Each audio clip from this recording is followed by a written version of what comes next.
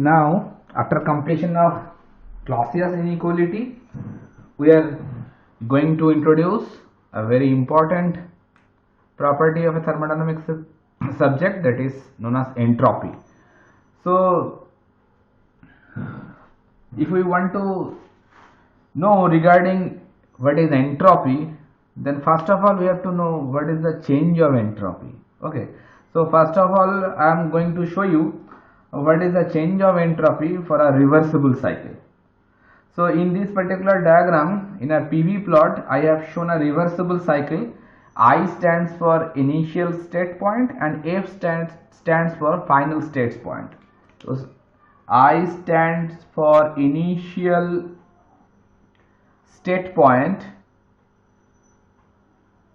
and F stands for final state point for a thermodynamic cycle. And both the process, basically two thermodynamic process I have shown to complete the reversible cycle, and both the processes, that is R1 and R2, both the processes are reversible. So here R1 and R2 both are reversible processes. So if both the processes are reversible, then you can say the whole cycle is a reversible cycle. And mind it, if any of them, mean between R1 and R2, if any one of them is irreversible, then the total cycle will be converted into a irreversible cycle. Mind it. Okay. Here both the processes constitutes the cycle, they are reversible. So we can say that whole cycle is a reversible cycle. So for this reversible cycle, what we are going to see? We are going to see what is the change of entropy occur in this particular case. Okay. So for this cycle, we can see that from initial state I to final state F, the reversible path is occurring through R1, and then from final state F to initial state I, the process is executed by the process R2 process, and both of these R1 and R2 constitute a reversible cycle. They constitute a reversible cycle. Okay.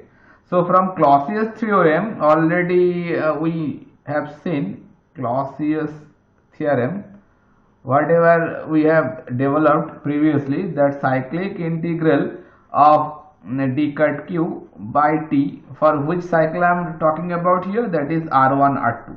R1 R2 is the name of the cycle, and that is equals to 0 for a reversible cycle, that we have established just before of this particular video. For a reversible cycle, that is equals to 0. And for this particular cycle, if we split this integral term, if we split that cyclic integral term, then what we can write? I can write for R1 process first. First one I am writing for R1 process. That means this one, the process is executing from I to F. So integration limit will be I to F, and it is d cut q by t, that is for the R1 process. And similarly for R2 process, I can write in the same way. R2 process is executing from F to I, so the integration will be F to I and d cut q by t. Okay, so that will be equals to 0.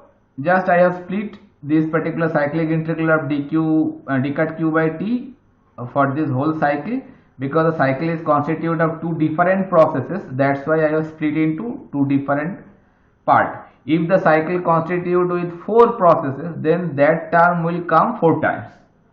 Okay, so I can continue that one, that I to F for R1 process, d cut q by t, it is equals to minus of F to I, it is for R2 process, d cut q by t. Mind it, I am talking about the reversible cycle, not the irreversible one. Okay. So R2, this process is basically a reversible process. That means the path is reversible. If the path is reversible, then if it is going from F to I or if it is coming from I to F, that is very same, because the path is reversible, and we know that reversible process is that process if you revert the condition of that particular process, if we revert the whole condition of the process, then it will come back to its initial state. So that means if we if you travel from F to I path, or if you come from I to F path, the path will be remain same. It is not different with that particular process if the process is reversible. Then since I can write like this, if the R2 is a reversible path, R2 is a reversible path, then I can write that R1 for I to F, R1 process I am writing, that is d cut q by t, that is very equal to, if we just swap that integration boundary condition, so I can write like this, I to F for R2 process d cut q by t. It is a very simple technique. Basically what I have done, I have swapping that integration boundary limit.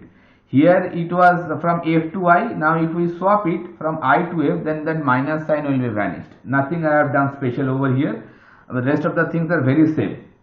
Okay, so it can be done if the process is reversible one, and I know already described that R2 is a reversible path, so I can easily swap that boundary condition very easily because I to F or F to I, that is the very same path. Okay, so from here what we can conclude? We can conclude that since R1 and R2, R1 and R2 to reversible path,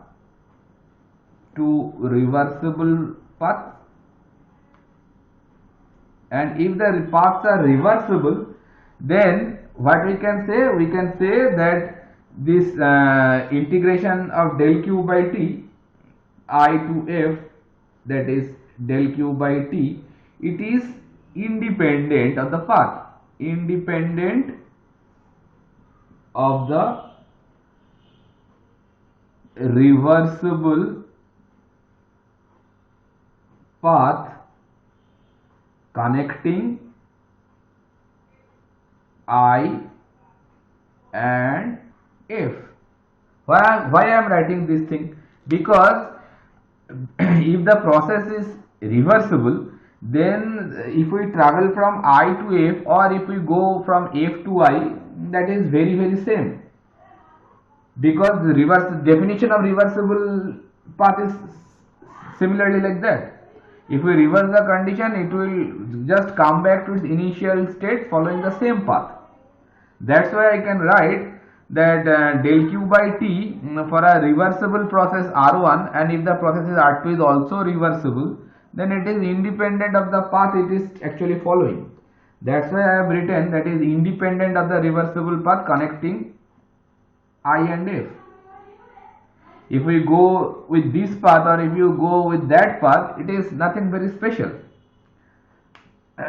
if the process is reversible, because you can see if we follow that R1 path, the initial state and the final state, they are very same, I and F, and if we follow the other path, that is R2 path, that point of time similarly that state point are very same, your starting point and the ending point, they are very same. Okay, that's why I can write that the cyclic integral of del q by t, integration limit of I to F, it is independent of the reversible path. Okay, so while at the time of basic introduction of the thermodynamics, that point of time, while we have discussed regarding the thermodynamic property, that point of time I told that thermodynamic property, all the thermodynamic property like temperature, like density, like volume or internal energy, all those thermodynamic property, they all are point functions, and point function do not depend on the path actually the process is following. They are only based on that particular state point on which you are talking about, and all the thermodynamic properties are independent of the path. Already we have discussed regarding all these things at the time of the basic introduction to thermodynamics. That point of time I have told several times that all the thermodynamic properties, they are basically point function. That's why they are exact differential. All the exact differential terms are point functions, and they are independent of the path. They are only dependent on the state point. Okay, and here you can see that this term and d cut q by t, it is also independent of the path. So I can write that cyclic integral of d cut q by t, it is a property of a system. Property of a system. Why it is so? Because since it is not depending on the path, that's why the point, all the point functions are basically thermodynamic property. Okay, and this cyclic integral of del q is depends on the only the final point final state point, that is f, and the initial state point, that is I, depending on these two values. That's why I have written the integration limit I to f. It is only depending on that initial state point and the final state point, not dependent on the intermediate point. On which path it is following, actually the cycle, it is not actually dependent on that path. Okay, and this particular property is known as the property is known as entropy.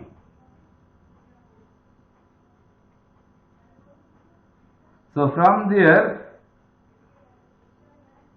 we can say this entropy property is denoted by capital S, that is the total entropy. And if we consider the entropy is at the initial state, that is Si, and the final state if it is Sf, then I can write that the cyclic integral of d cut q by t, that is nothing but Sf minus Si. Oh sorry, I have missed the boundary limit I to f. It is for the reversible cycle R. So I can write from here that if we are considering for this particular cycle, which is the initial state point is I and the final state point is f, then I can write cyclic integral of d cut q by t from I to f, that is nothing but the entropy at the final state and entropy at the initial state, that is I for the initial state and f for the final state. So capital Si, that is the total entropy at the initial state, and capital SF, that is the total entropy at the final state. And always the boundary limit lies, first it will come with the final boundary minus the initial boundary, that is the SF minus Si. What is that? That is change in entropy. Change in entropy for that whole cycle. So that is the particular relation what we have built for a reversible cycle. Mind it, for it is for reversible cycle.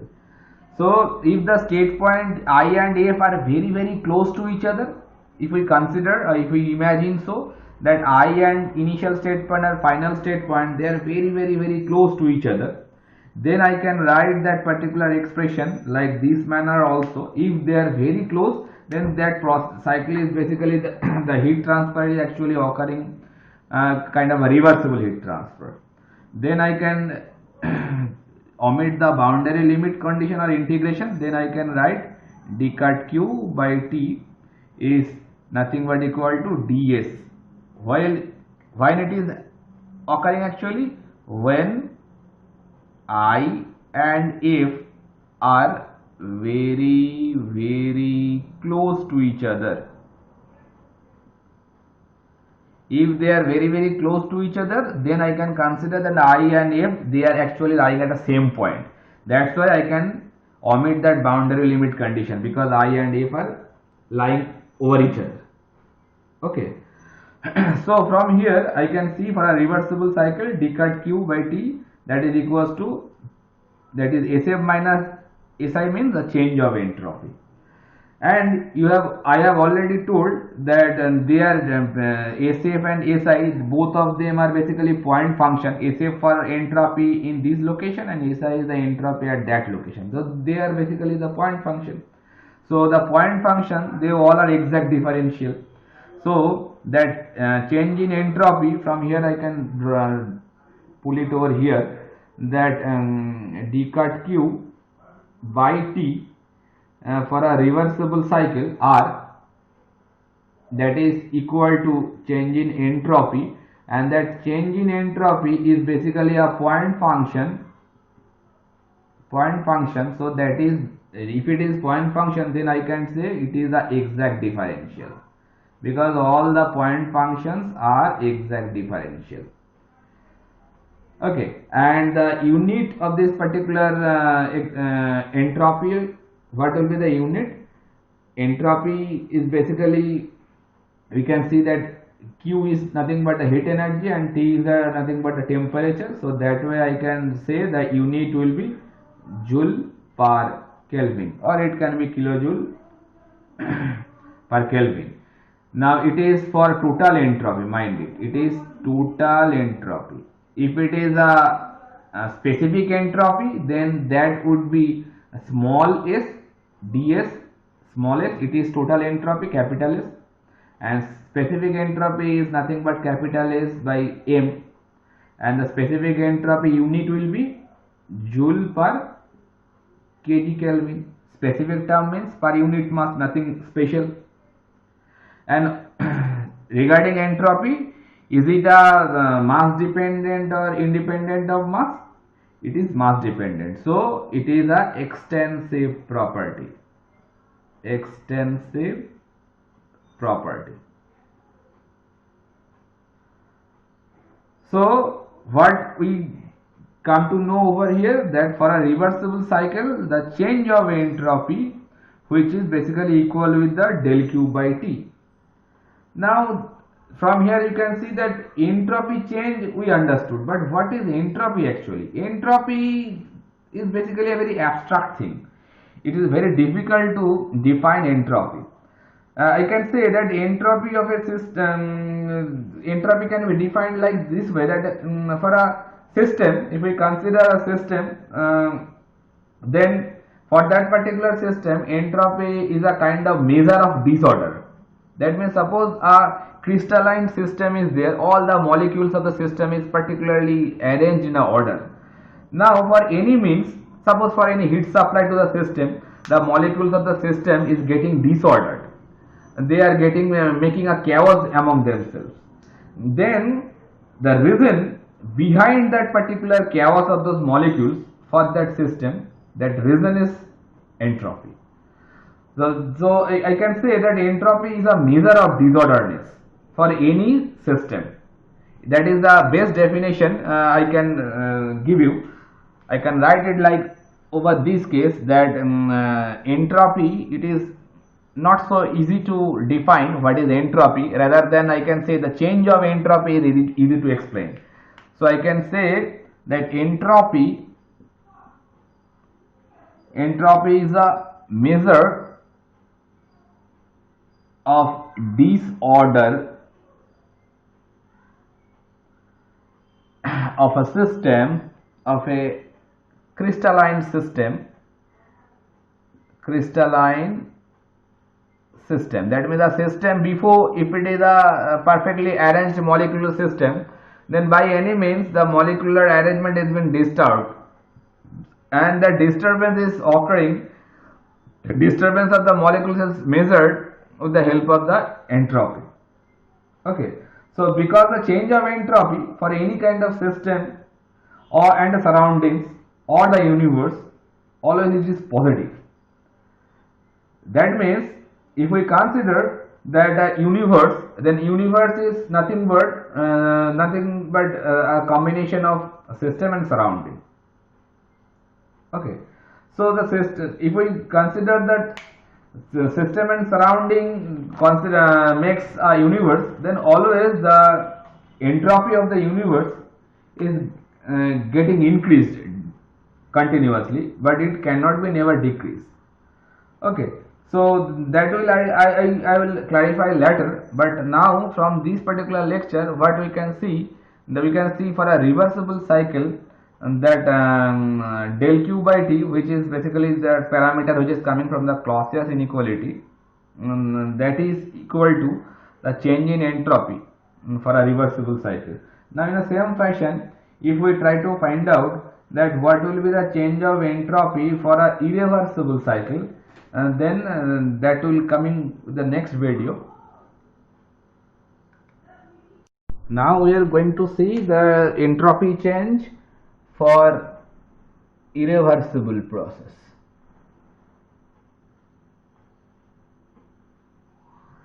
Just we have shown that for entropy change for reversible process, what we have seen, that reversible process, the entropy change is nothing but cyclic integral of d cut q by t, that is equals to change of entropy for a reversible process.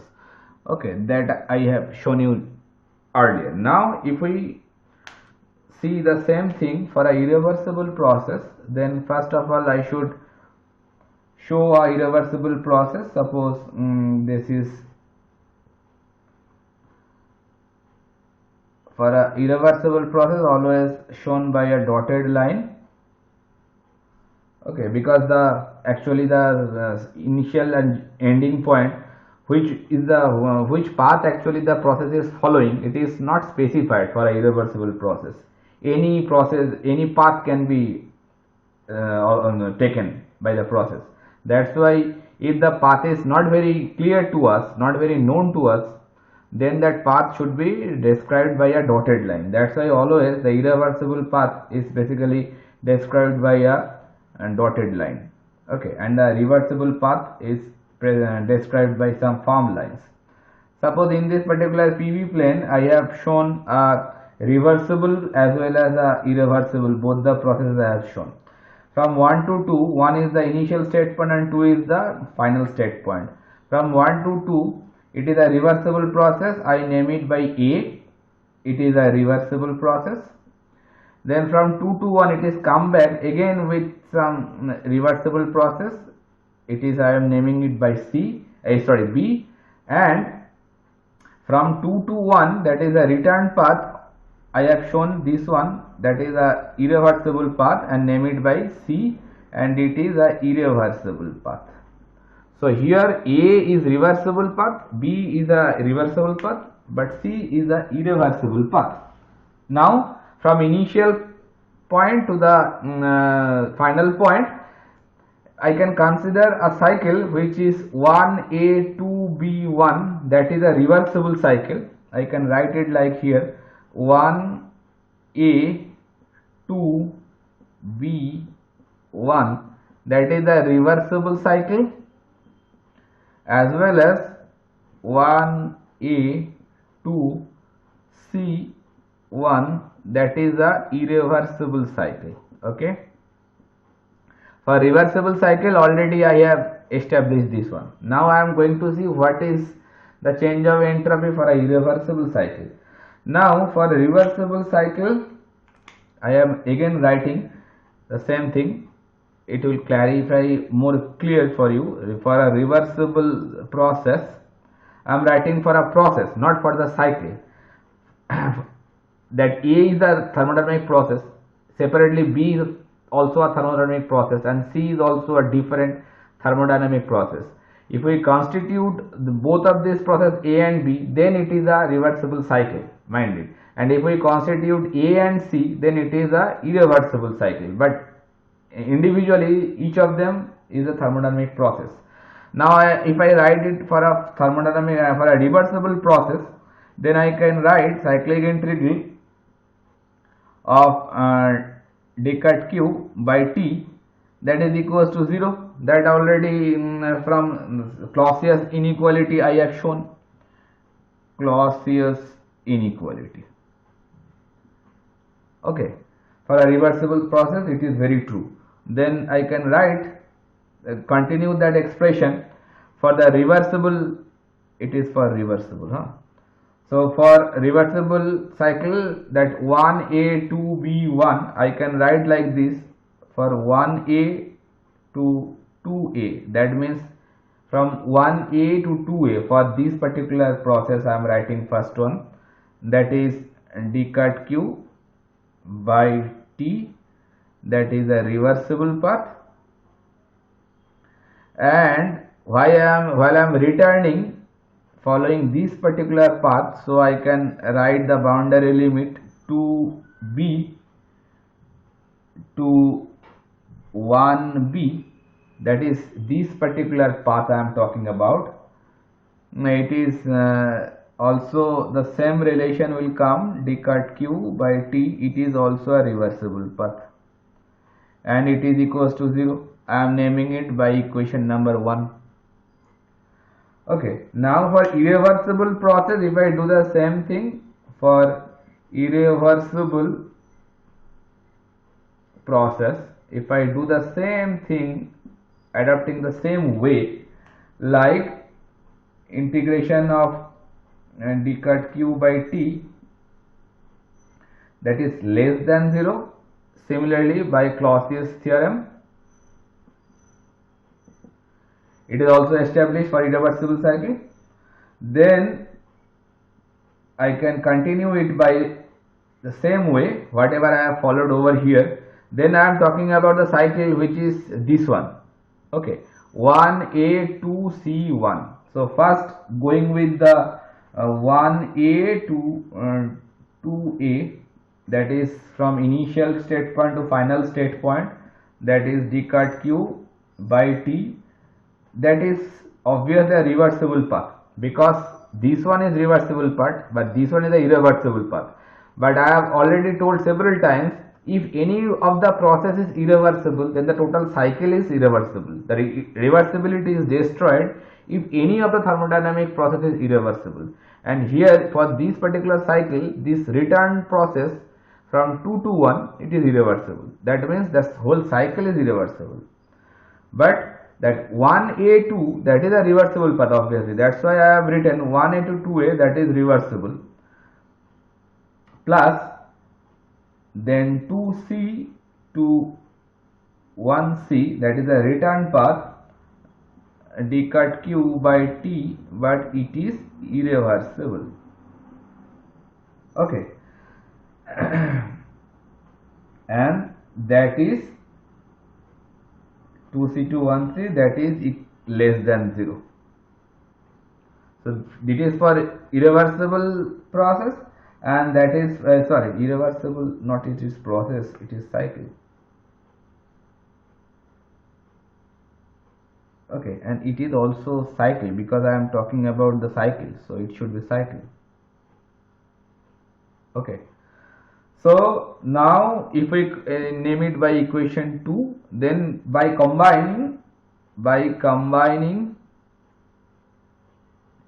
equation 1 and 2, if we combine both of these equation, you can see this term and that term, they are equal with each other. Then obviously I can replace one of the this term by that one. So by combining these two equation, what I can write like this, minus 2b to 1b, because 1a to 2a, that is nothing but minus this term will come. So 2b to 1a d cut q by t, that is for a reversible process, and that I am going to replace over here. So plus 2c to 1c d cut q by t, that is for a irreversible path, and that less than 0. What I have done, I have nothing done special over here. I have taken from equation 1 and substituted on equation 2. That way I have combined them just. So from, if we continue this expression, so finally it will come 2b to 1b d cut q by t, that reversible path, it is greater than d cut q by t integration of 2c to 1c of irreversible path. because this term will go that side, right side, so it will be greater than this term. Okay, so from here I can see that d cut q by t, this particular term for a reversible path, which is basically 2b to 1b, that is higher or greater than the irreversible path of following this dotted line. Okay, so again, for reversible process, what we have already seen, that since for a reversible process, what we know? We know that reversible process is a path independent process. So I can write that 2b to 1b, change of entropy, that is ds, is equal to 2c to 1c ds. Why it is so? Because if the process is reversible, then it is a very independent of path. It is only the point function. That's why in the change of entropy following this particular path or following this particular path, you can see that the initial state point and the final state point are very same. Then the obviously change of entropy also will be same, because change of entropy dependent on the point, not on the path. That's why I can write this particular relation for a reversible process. Now you can see that for a reversible process, if the process is reversible, then the change of entropy do not depend on the path, it is depending on the point only. So it is the change of entropy for 2b to 1b is very much equal to 2c to 1c, because it change of entropy is a point function. So obviously I can write this particular expression for a reversible process, because entropy is a property and it is a point function. Now you can see that del q by t for a reversible process that is nothing but equal to change of entropy. What does it mean? That means the change of entropy for a process 2b to 1b, isn't it? So and this particular expression if we put over here, so finally I can write that integration of 2c to 1c d cut q by t for a irreversible process, that is less than, this expression is replaced by this one and this one is equal to this one. So finally I can write integration of 2c to 1c ds. What does this mean? That means that the d cut q by t for a irreversible process is less than change of entropy for that same process. Okay, so that is the final expression what we are trying to build over here, that the change of entropy for a irreversible process that is greater than the d cut q by t, and for a reversible process I have established that relation, change of entropy is equal to d cut q by t. So for irreversible process that is greater than, and for reversible process that is equal to. So from there I can finally conclude like this way. If I remove some of the part, I can remove this portion. So from finally I can conclude like this way, that for a reversible process, or rather say for a reversible cycle, you can also say the relationship of change of entropy like this, and for a irreversible cycle, for irreversible process or cycle, I can write that change of entropy, that is ds, for any process 1 to 2, that is basically greater than that d cut q by t for the same process. If I go for the process, then write like this. If it is for a cycle, then a cyclic integral should come over there. Okay, so change of entropy is greater than the d cut q by t. Okay, so if we want to that is for irreversible, and for reversible process it is change of entropy 1 to 2 process, that is equal to d cut q by t. So if we combine these two relationship, then what we can write, the final relationship comes for any process, is it a reversible or irreversible, however it is, I can write that change of entropy is, I can conclude greater than equal to, over here, greater than equal to d cut q by t. That is the final expression which is valid for any process. For any process, if the process is reversible, then it must be equal to, and if it is a irreversible one, then it is greater than. Okay, now one thing should be clear over here. For irreversible process, I am talking that I am telling that change of entropy is higher than the d cut q by t. Then if I want to make it equal, then how I can modify this particular equation for irreversible process?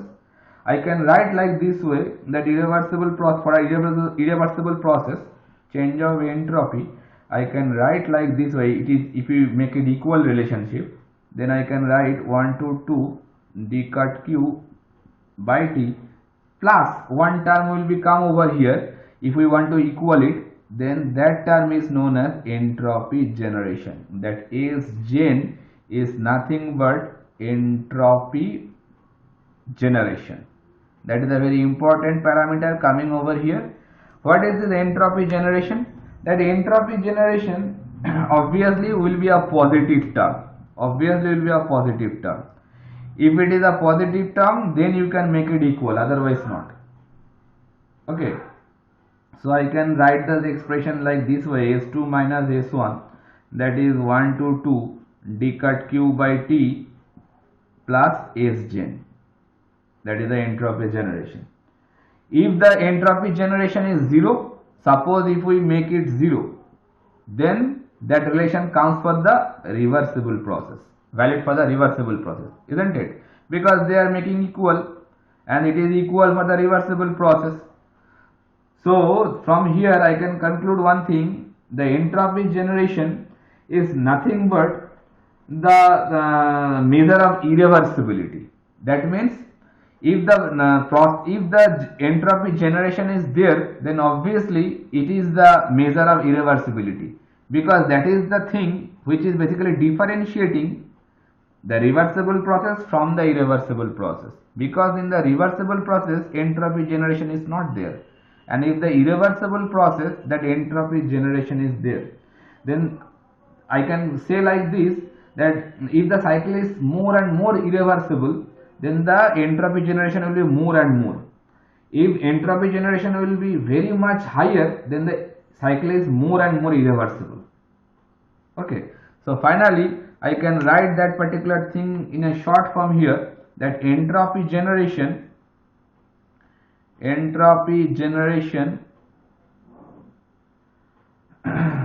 is the measure of irreversibility. If the entropy generation is higher, then obviously the cycle or the process is more irreversible. Okay, and if the entropy generation is 0 or nullified, then obviously I can say the process is a reversible process, or the cycle is a reversible cycle. Okay, so from here I can now clear to all of you, I think.